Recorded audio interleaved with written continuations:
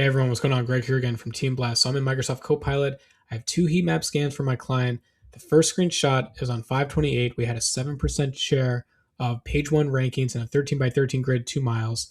And now today we have a 30% share of page one rankings for one of their target keywords. I want to walk you through how I use Microsoft Copilot to review this, but also how I've been using this as well to improve their heat map rankings to get them more visibility, more leads, more website clicks, more phone calls, and potential more bookings as well. So to start, you can pause this video. You can see the exact prompt that I used. But now that I have the analysis, this is what I do next. So I have them create a table view. I find this to be really helpful for my clients, but also for me. I need to see how many green dots, that's 1 through 3, that's page one ranking, have improved from the early scan. So back on May to compare to now in June 10th, we have a 39 dot improvement. So we went from 12 to 51. That is page one. That's immediate visibility for my client. Light green is important. These are the areas on the map that are about to change. If I can flip more of these dots from 4 and 5 to either 1, 2, or 3, that's going to be an immediate page one ranking for my client.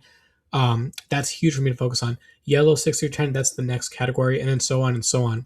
And I use this because when I ask follow-up prompts within Copilot, and actually I'll do this right now, I'm going to say, based on the 4 through 5 dots, what are the next areas on the map I need to focus on?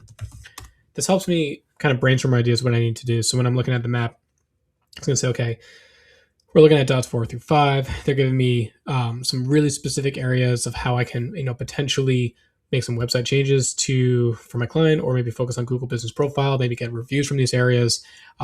They build out the areas that, again, I'm positioned 4 and 5, because these are really helpful for me now to focus on.